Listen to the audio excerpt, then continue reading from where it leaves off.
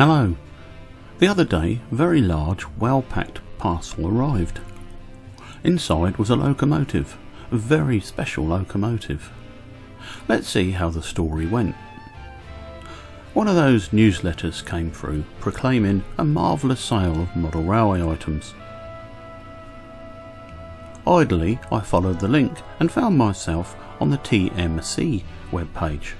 The Model Centre are well known and respected for their weathering and customisation service.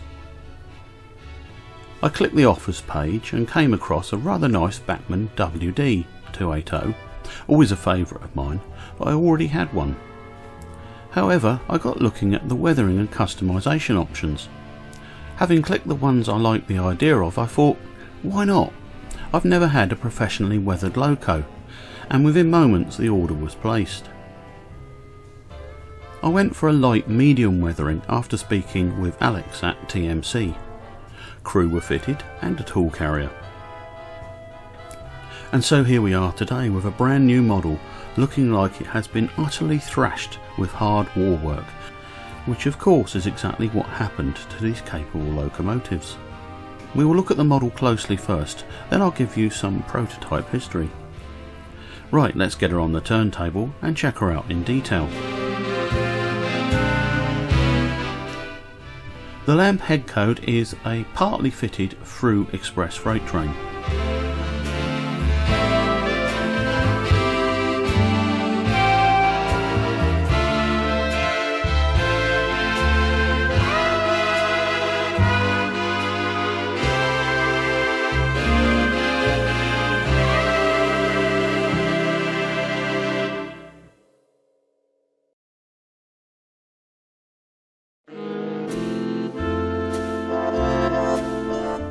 It should be noted that I fitted the lamps, cylinder drains and front ladders. The ladders had to be eased out slightly to allow the pony truck to move more freely. I may remove them at some point.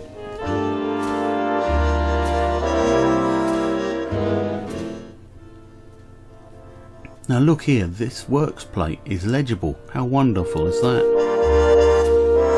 Bachmann say to give the model an hour's running in both directions. However, I was not happy after this. So very gently I opened her up and found that the motor and gear train was almost fully dry. A whip round with Labelle 102 on the gears and axles, followed by 108 on the valve gear and coupling rods, the loco now runs really sweetly. Now let's look under the smoke box where TMC have added a rust effect. Now these locos did rust because they were built with cheaper materials, but also due to the emergency they were worked incredibly hard. It's a really good effect, isn't it? Notice too the grease marks on the buffing surfaces of the buffers, which are sprung by the way. Now a little view from above.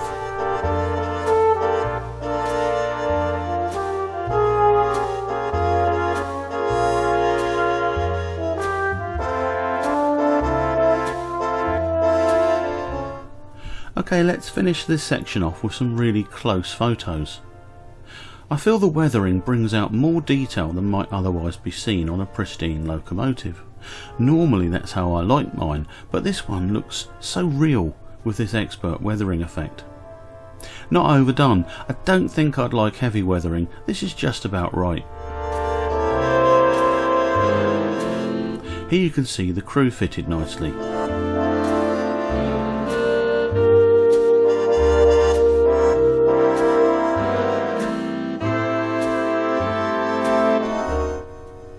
You can see the effect of watermarks from the safety valves here.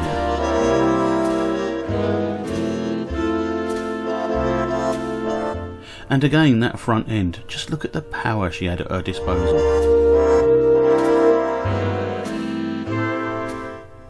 The 07 on the buffer beam refers to the class 07, which is how the LNER classified these machines. Mexborough is the shed, which was in Swinton, South Yorkshire on the LNER. Okay, let's get her to work on the railway and I'll pass on some of her history.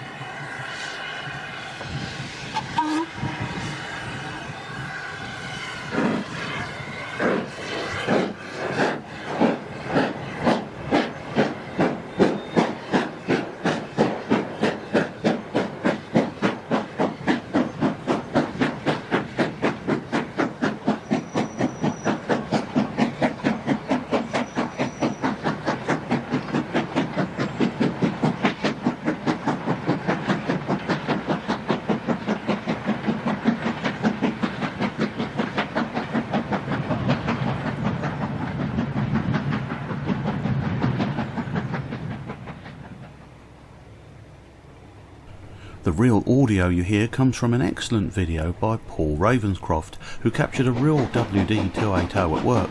I'll provide a link, so please go and check out his video.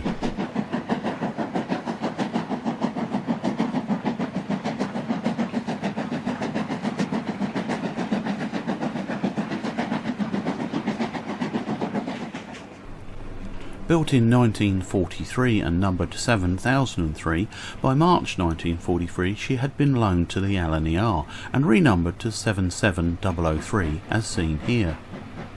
She was one of a total of 943 locomotives built under the auspices of R.A. Riddles. The Austerity 280s were nicknamed Ozzies or Dub Dees and were based on the LMS Class 8F, which had already proven itself.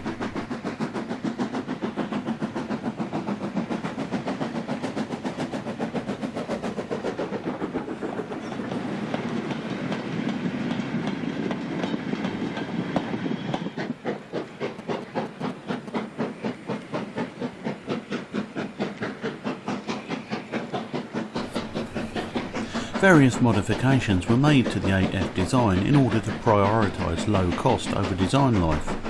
These included a boiler of simpler construction and a round top firebox rather than a Balpower firebox. The firebox was made of steel rather than the rarer and more expensive copper. The North British Locomotive Company of Glasgow built 543 and the Vulcan Foundry of Newton-le-Willows, Lancashire built 390. The North British also built the larger 210 versions.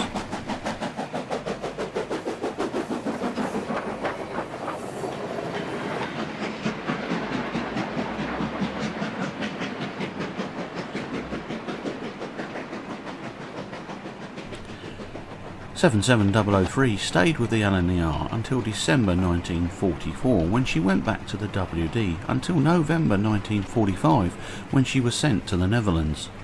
In June 1946 she came back to the UK and WD work. Then in February 1947 she was back with the LNER until December 1948 when, under BR, she became 90103.